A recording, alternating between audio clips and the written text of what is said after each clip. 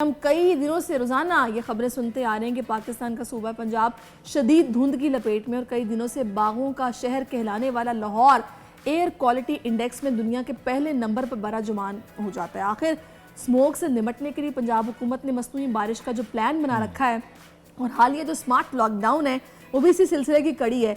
तो गुज़श्ता रोज़ होने वाली हल्की बारिश से लाहौर की फ़ज़ाई आलूदगी में अच्छी खबर यह मुदस्सिर कुछ कमी रिकॉर्ड की गई है, लेकिन इनकी वजूहात क्या हैं ये भी हम बात करें, इनका हल कैसे मुमकिन है बात करेंगे। इस वक्त हमारे साथ मौजूद हैं बिलाल अफजल साहब, निगरान वज़ीर माहौलियात पंजाब हैं। बहुत शुक्रिया बिलाल साहब, आपके वक्त का धुंध है, इस वक्त स्मॉग है, पंजाब हुकूमत कई शहरों में स्मार्ट लॉकडाउन की भी अब बात कर रही है, लेकिन बहुत से शहरों के हवाले से खबरें आ रही हैं कि जो ईंटों के भट्टे हैं वो भी चल रहे हैं, फैक्ट्रियां वो भी धुआं छोड़ रही हैं, लेकिन सिर्फ स्कूल और मार्केटें बंद करके क्या हासिल हो पाएगा? अभी पहले मैं आपको बता देता हूँ कि स्मॉग फॉग का आपस में रिलेशनशिप क्या है, ताकि आपके व्यूअर्स के लिए ये चीज़ समझना आसान हो जाए। हमारा जो हाई AQI प्रॉब्लम है वो पूरा साल परसिस्ट करता है, लेकिन जिस टाइम के ऊपर आपकी फॉग हो जाती है और ड्यू पॉइंट आपका आ जाता है, उस टाइम के ऊपर वो नजर आना शुरू हो जाता है और हवा ना चलने की वजह से वो क्यूमुलेट होना शुरू हो जाता है। आपकी जो हवा स्पेशली जो ईस्ट से आती है वो बे ऑफ बंगाल में ढाका से होती हुई इंडियन मल्टीपल शहरों से होती हुई दिल्ली से होती हुई लाहौर तक पहुंचती है। तो ये सारे शहरों के सोर्सेस को कलेक्ट करती लाहौर आती है और फिर पंजाब से होती सिंध से ये वापस अरेबियन सी में चली आती है।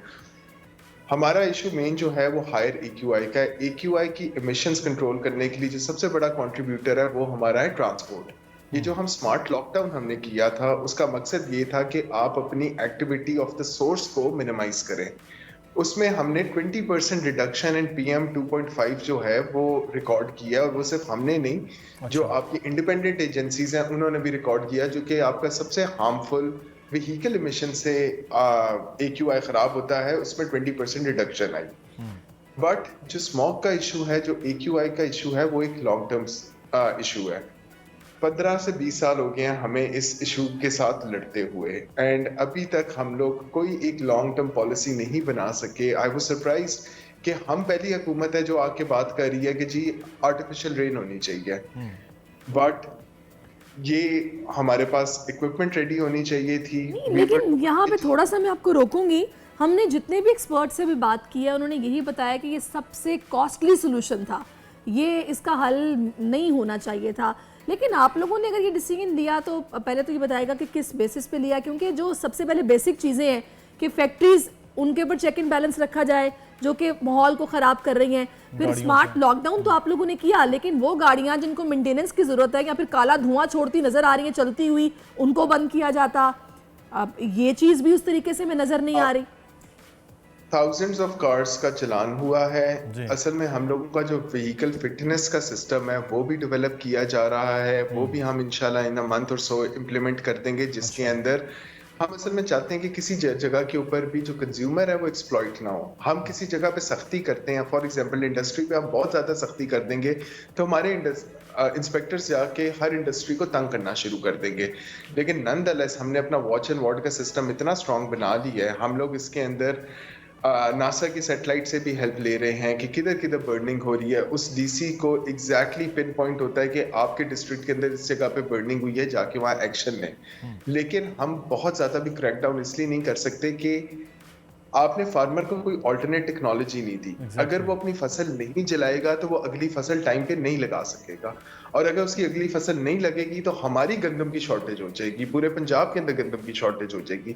सो ये एक डबल एज सोर्ड है जिसको बड़ा हमें एहतियात से डिसीजन करना पड़ता है कि हम कितनी सख्ती करें, एग्रीकल्चर पे कितनी सख्ती करें, क्योंकि अगर हम सुपर सीडर्स देते हैं जिसकी वजह से आपको जरूरत नहीं रहती कि आपको अपनी फसल पिछली जलानी पड़े, वो 170 बिलियन रुपीस का प्रोजेक्ट है, वो एक हुकूमत एक साल में नहीं कर सकती। वो कम से आप कम लोगों की मजबूरी तो ये भी है ना कि आप लोग अभी इंटरम सेटअप में है, जाहिर है आप लोग उस तरीके से नहीं कोई बड़े इनिशिएटिव ले सकते, आप लोग कंट्रोल कर सकते हैं, वो आप करने की कोशिश कर रहे हैं, आप लोगों की भी मजबूरी है।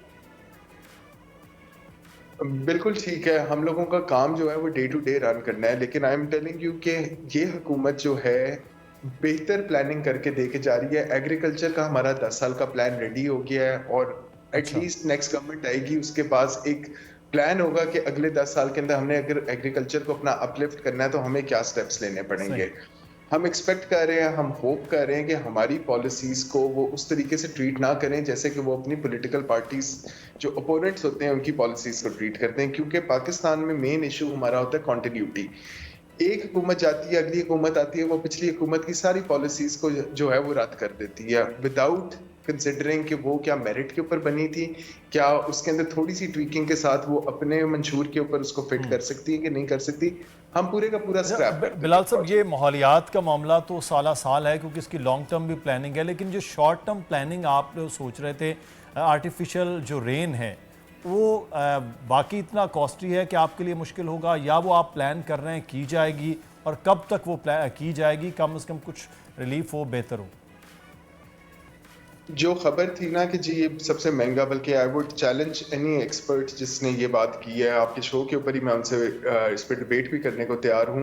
It is not a costly solution until unless आपने जहाज जो है वो पूरा खरीदना है, फिर उसको फिट करना है। लेकिन दुनिया के अंदर जहाज ऐसे खरीदे नहीं जाते, जहाज फॉर हायर मिलते हैं। जी। हमारे पास जो थे, जो फेडरल गवर्नमेंट के जहाज थे, वो आखिरी दफा 2001 के अंदर फ्लाई किए थे, और वो हम ना लोकस के ऊपर स्प्रे करने के लिए यूज करते थे, एग्रीकल्चर प्रोटेक्शन डिपार्टमेंट।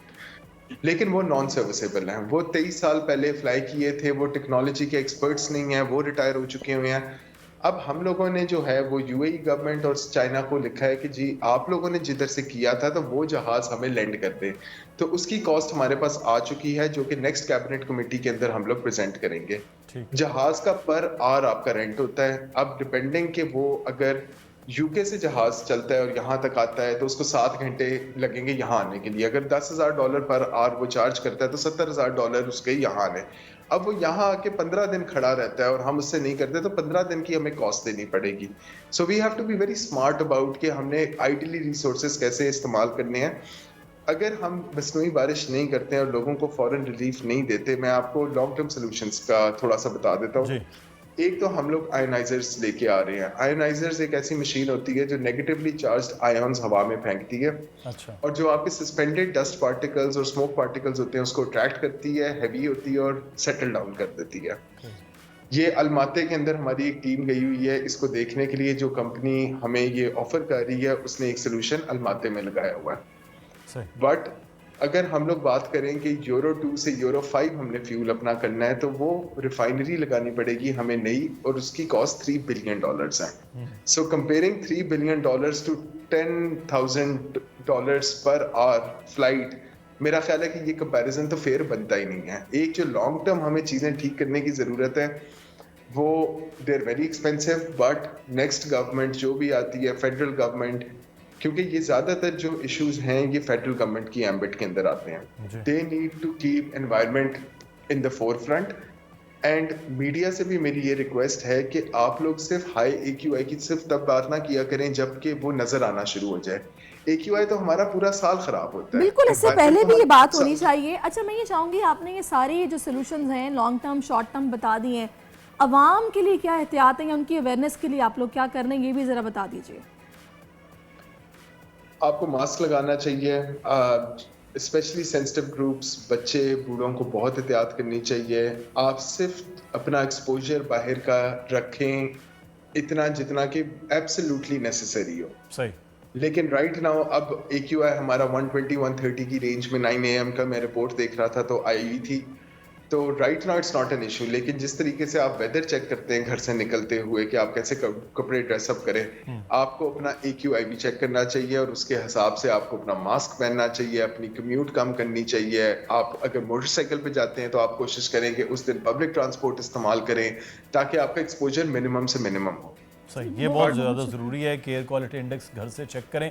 मास्क का इस्तेमाल करना बहुत ज़्यादा ज़रूरी है। गैर ज़रूरी तौर पर जो बाहर निकल रहे हैं उसके लिए भी मुझे लगता है कि स्मार्ट लॉकडाउन वाला काम बहुत अच्छा हुकूमत ने किया है, क्योंकि हम वीकेंड्स पे जिस तरह से बाहर निकल के एक एक गाड़ी में एक एक दो दो लोग, और फिर जिस तरह माहौल ख़राब कर रहे हैं। लाहौर शहर के इर्द गिर्द हम देखते हैं जहाँ फसलें खूबसूरत फील्ड्स होती थी, वहाँ आप कंक्रीट के पूरी इमारतें और टाउन प्लानिंग वो नज़र आ रही है। बहुत शुक्रिया बिलाल अफजल साहब हमारे साथ मौजूद थे, बड़े यंग और एनर्जेटिक हैं जी, निगरान हुकूमत में। और ये ज़रूरी है कि ख्याल रखना अपना, वरना तो कुछ से कुछ हो रहा है। सब्सक्राइब करें और बेल दबाएं ताकि कोई खबर रह न जाए।